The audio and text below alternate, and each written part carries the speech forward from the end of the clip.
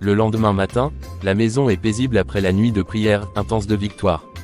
Marc, Joséphine et Victoire se retrouvent à table pour le petit déjeuner. Pauline, épuisée et troublée par son échec de la nuit précédente, les rejoint plus tard. Après le dîner, ils se retrouvent au salon. Bonjour Victoire, merci encore pour tes prières hier soir. J'ai senti une paix incroyable dans la maison. Bonjour monsieur, madame, c'est un plaisir de prier pour notre protection. Je suis contente que vous ayez ressenti cette paix. Nous avons vraiment de la chance de t'avoir avec nous, Victoire. Tu apportes tant de lumière dans cette maison. Merci, Joséphine, c'est Dieu qui veille sur nous tous. Je suis juste un instrument de sa paix. Pauline entre dans le salon, l'air épuisé et perturbé. Elle les observe un moment, avant de s'asseoir lourdement à la chaise. Maman, tu as l'air fatiguée. Est-ce que tout va bien? Hésitant, visiblement troublé par ses pensées. Oui, ça va. Juste une mauvaise nuit. Vous avez besoin de repos, Pauline. Peut-être que vous pourriez prendre un peu de temps pour vous détendre aujourd'hui. Regardant Victoire avec des yeux pleins de conflits intérieurs.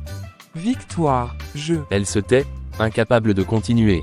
Le silence tombe sur la pièce, chacun se demandant ce que Pauline veut dire. Elle semble lutter avec ses propres pensées. Maman, tu sais que tu peux tout nous dire. Si quelque chose te tracasse, nous sommes là pour t'écouter. Pourquoi me posez-vous tant de questions?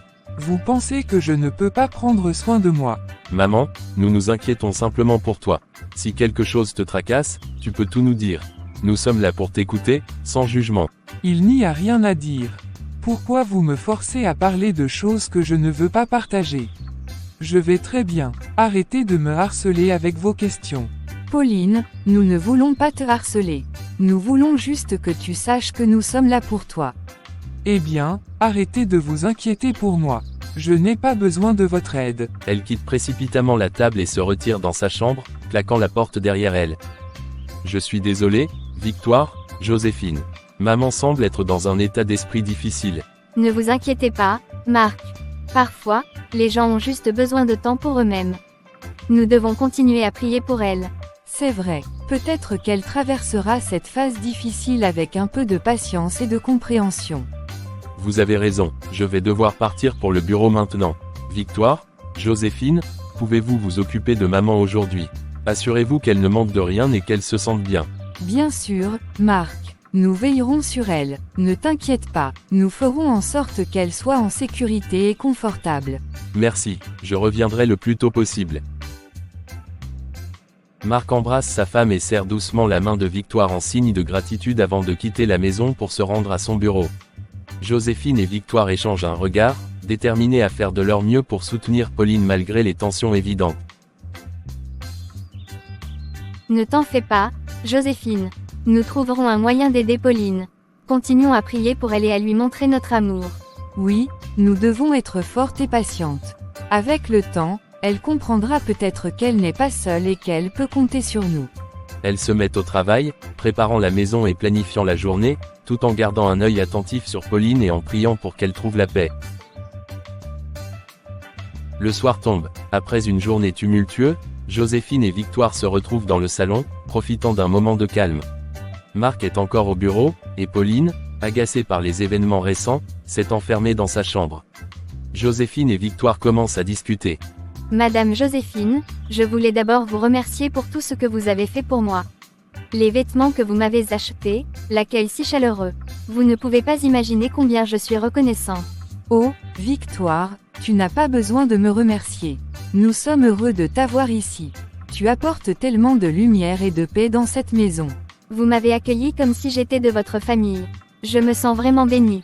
Nous sommes tous bénis de t'avoir avec nous.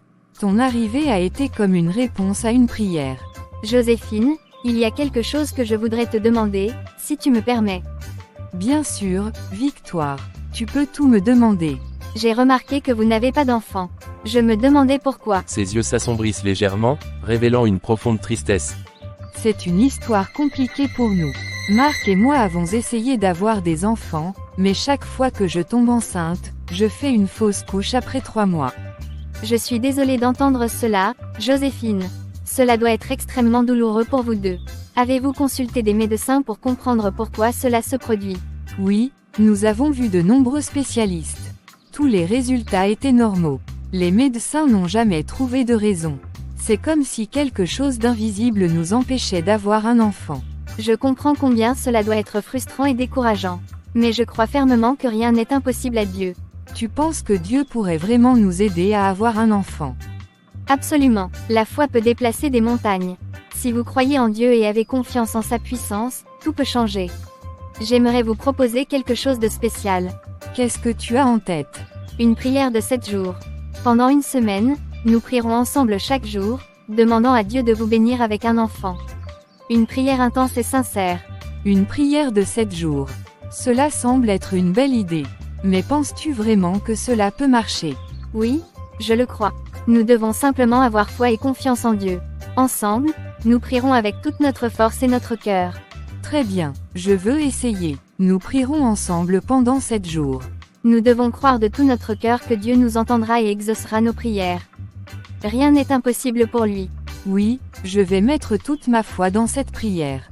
Commençons ce soir. Joséphine, avant de commencer cette prière de 7 jours, je pense qu'il est important d'en parler avec Marc. Il doit être au courant et participer pleinement.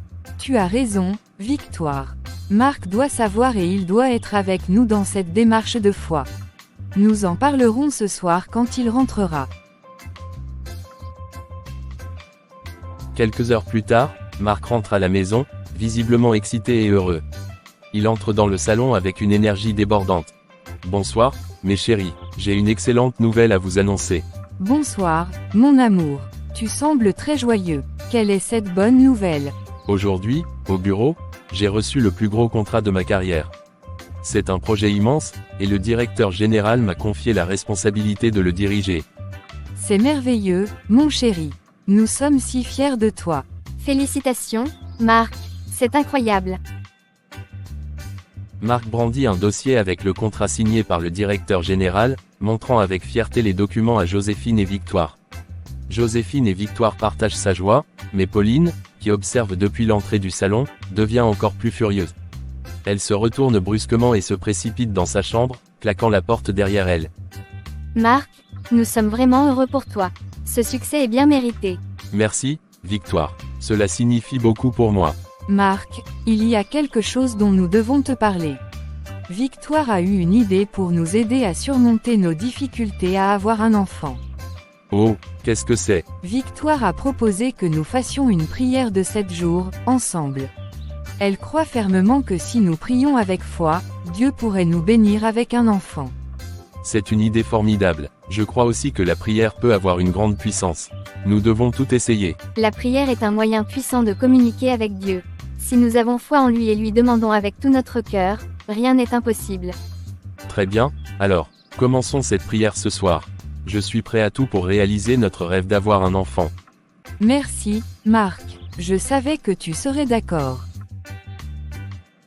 Ils se prennent par la main, formant un cercle avec Victoire. La nuit est paisible, et l'atmosphère est empreinte d'une nouvelle énergie d'espoir et de détermination. Victoire commence la prière, priant pour la bénédiction de Dieu sur leur famille et pour qu'il leur accorde le miracle qu'ils attendent avec tant d'ardeur. Seigneur, nous venons à toi ce soir, unis dans notre foi et notre espoir. Nous te demandons humblement de bénir Marc et Joséphine avec un enfant. Nous croyons en ta puissance infinie et ta bonté. Exauce nos prières, Seigneur, et montre-nous ta grâce. Amen. Ils ressentent tous une profonde paix intérieure alors qu'ils terminent cette première prière de leur semaine spéciale, se sentant plus connectés les uns aux autres et plus proches de réaliser leurs rêves.